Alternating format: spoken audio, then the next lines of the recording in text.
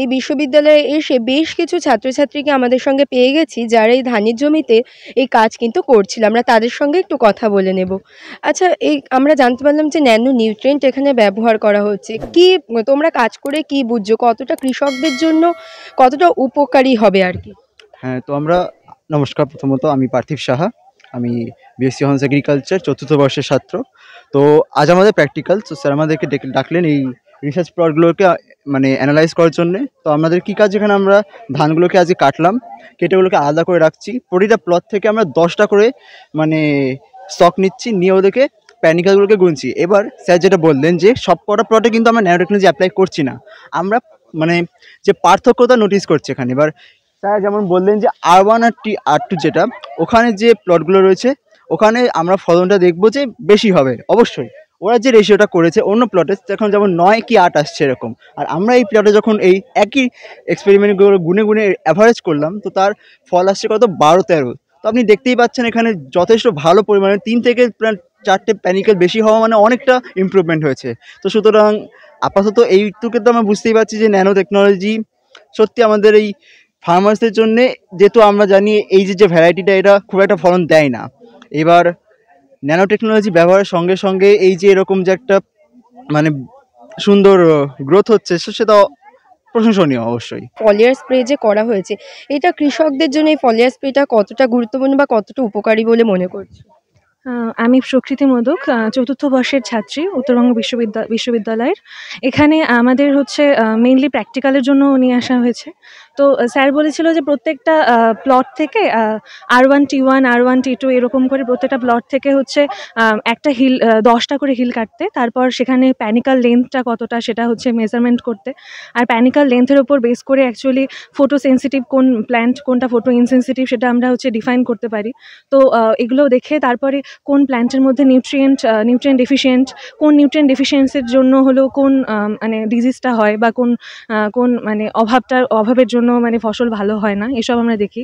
তো আমাদের just sir এগুলো সম্পর্কে আমাদের মানে পরিচিত করতে নিয়ে এসছে। মানে আমাদের অ্যাকচুয়ালি ওই ভাস্ট ব্যাপারটা আমাদেরকে অবহিত করেনি স্যার জাস্ট আমাদেরকে হচ্ছে, যেহেতু আমাদের সামনে প্র্যাকটিক্যাল এক্সামও আছে, তো স্যার আমাদের ওই যে একটা ভাস্ট প্রজেক্টের আমাদের ইনক্লুড করেছে আর কি অ্যাকচুয়ালি।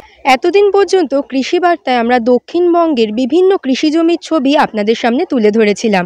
সেই দক্ষিণবঙ্গের গণ্ডি ছাড়িয়ে আজ আমরা চলে এসেছি উত্তরবঙ্গে, এবং বর্তমানে আমি দাঁড়িয়ে রয়েছি উত্তরবঙ্গ কৃষি বিশ্ববিদ্যালয়, এবং আমি এখন কিন্তু একটা ধানের জমিতে দাঁড়িয়ে রয়েছি। সেই সম্পর্কিত কিছু তথ্য নিয়ে আপনাদের সঙ্গে আমি দেবস্মিতা। কৃষি বার্তায় আপনাদের সকলকে জানাই স্বাগত। ধান চাষের ক্ষেত্রে দেখা যায় কৃষকরা বেশ কিছু সমস্যার সম্মুখীন হয়। তার মধ্যে অন্যতম একটি সমস্যা হলো চিটে ধানের। অতএব চিটে ধান থেকে কিন্তু কৃষকরা কোনো রকম ফলন পান না।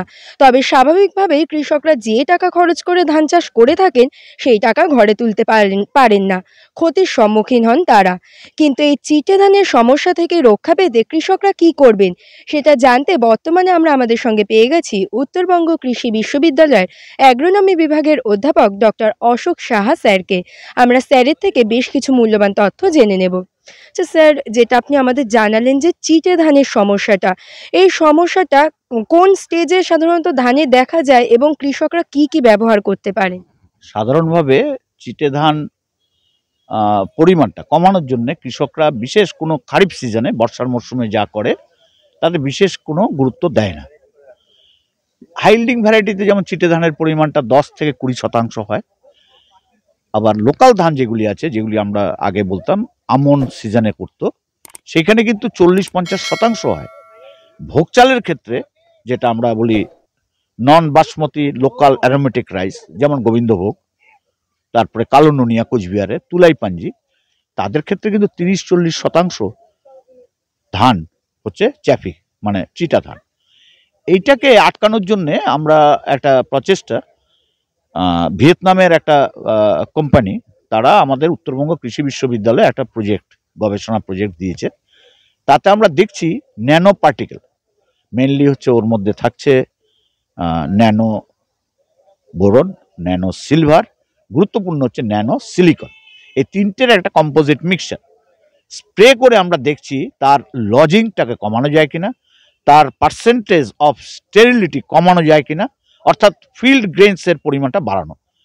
আমরা দেখেছি কৃষকদের জমিতেও এটা দেওয়া হয়েছে। এখানে যেটা আপনি দেখছেন সেটা স্বর্ণধান। স্বর্ণধানে আমরা দেখছি যে কি পরিমাণ বাড়ে। সাধারণভাবে ছাত্ররা যেটা করলো এখন, তারা অবজারভেশন নেবে, সবটা নেওয়ার পরে দেখা যাবে T1 অ্যান্ড T3 এই দুটোতে ভালো, মানে হচ্ছে সিলিকনটা আমরা একটা স্ট্যান্ডার্ড ধরেছি 2.2 থেকে 2.5 ml per litre nano silicon ইকোকে যে মিক্সচারটা, আর আরেকটাতে আমরা 1 ml বাড়িয়ে একটা 3.5 ml per litre of water spray করছি। 400 লিটার জল লাগবে পার হেক্টরে প্রতি 7.5 বিঘাতে। এইটা করে দিলে যেটা সুবিধা হচ্ছে, চাষিকে যদি 3টে স্প্রে করতে বলি তাতে কিন্তু ওর চিটা ধানের পরিমাণটা খুঁজে পাওয়াটা খুব কঠিন, 1-2 হয়তো বা পাবে। মানে এটা আমরা কৃষকের জমিতেও আমরা দেখেছি, বড় রাংরসে আমরা করেছি, গোপালপুরের ধান্ডিংগুড়ি অঞ্চলে একটা করেছি আমরা, সেখানেও একই অভিজ্ঞতা। এই ধানটা যেহেতু পপুলার ধান উত্তরবঙ্গে, স্বর্ণ ধান, সেহেতু এটা তো আমরা এফেক্ট দেখছি। এটা কম্পারেটিভলি দেখবেন একটু নিচু, ছোট হাইট, আবার ওখানে যদি যান এটা কিন্তু উঁচু, সেটা আরেকটা ধান সুগার ফ্রি, সেটা আমরা পরে যাচ্ছি।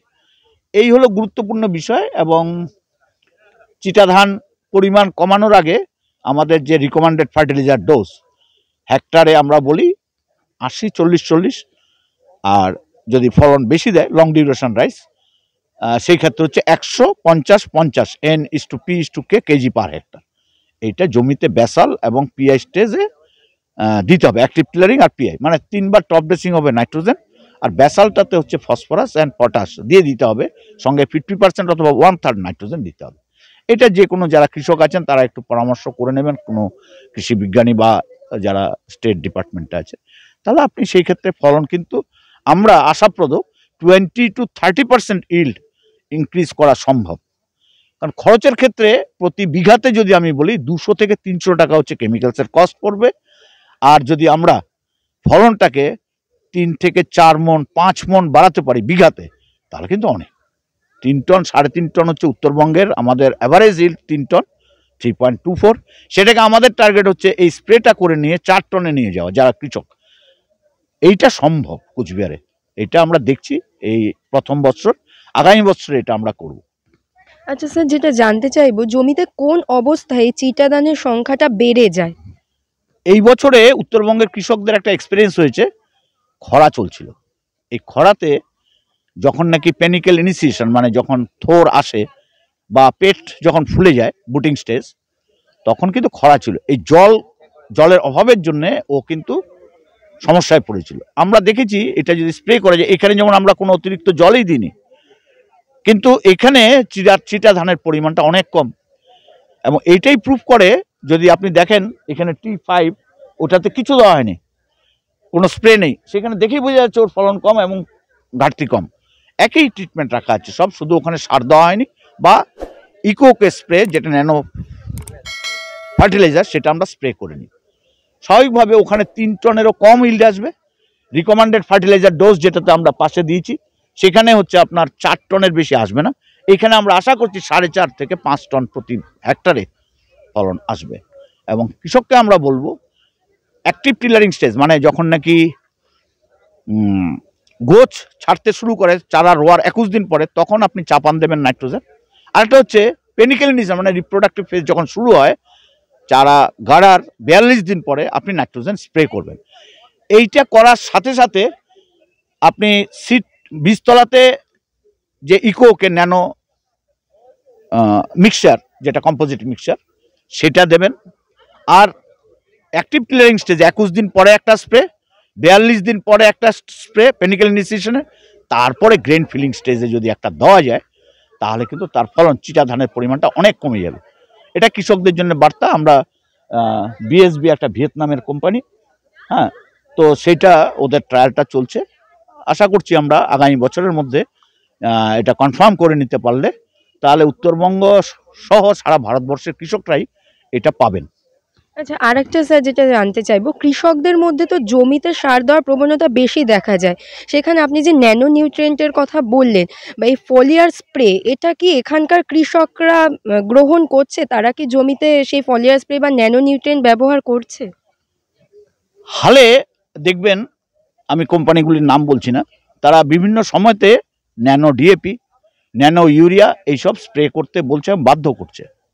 সার কিনলে ওটা নিতে হবে। আমরা কিছু কিছু ন্যানোর এক্সপেরিমেন্ট আমাদের বিশ্ববিদ্যালয়ে করেছি আমরা। সেই ক্ষেত্রে ন্যানোর ডিএপি কিছুটা রেসপন্স করে। রাইসের সমস্যা হচ্ছে ব্রডলিপ হলে যে কেউ রেসপন্স করবে, যেমন আলু, তাতে আপনি ন্যানো ইউরিয়া দিন করবে, আপনি ন্যানো ডিএপি দিন রেসপন্স পাবেন। রাইসে কিন্তু ওটা পাওয়া কঠিন।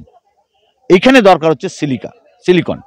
এইটা দেওয়ার জন্যই কিন্তু কৃষকদের আমরা বলেছি, এবং কৃষকরা কিন্তু স্প্রে যখন করবেন, বিশেষত ইনসেকটিসাইড স্প্রে যারা করেন তারা ওটার সঙ্গে মেশাবেন না, বিষের সঙ্গে না মেশানোই ভালো। তবে কৃষক যদি মনে করে, আমরা সেটা নিয়ে আরেকটা কাজ করছি, আমরা বলতে পারবো যে তেল ওষুধ মানে ইনসেকটিসাইডের সঙ্গে কোনো খাবার দাবার মেশাবেন না।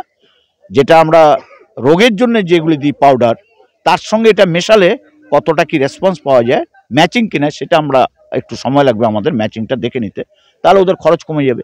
এবং কৃষকরা কিন্তু করেন, যদি এটা ওদের দেখিয়ে দেওয়া যায় ফলন 4-5 মন বিঘাতে বাড়ছে, বা 2 মন 3 মন বাড়ছে, খরচ 100 টাকা 150 টাকা, ওর তো আমি কোনো পরিবর্তন করিনি, শুধু এটা স্প্রে করতে বলছি, তাহলে কৃষকরা অনুপ্রাণিত হবেন।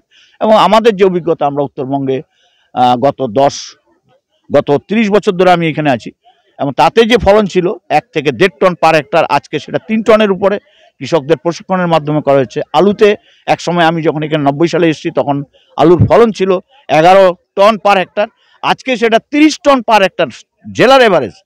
এটা কিন্তু কৃষকদের বড় কন্ট্রিবিউশন। আমরা শুধু ওদের পথপ্রদর্শকের মতো দেখিয়েছি এটা স্প্রে করতে হবে।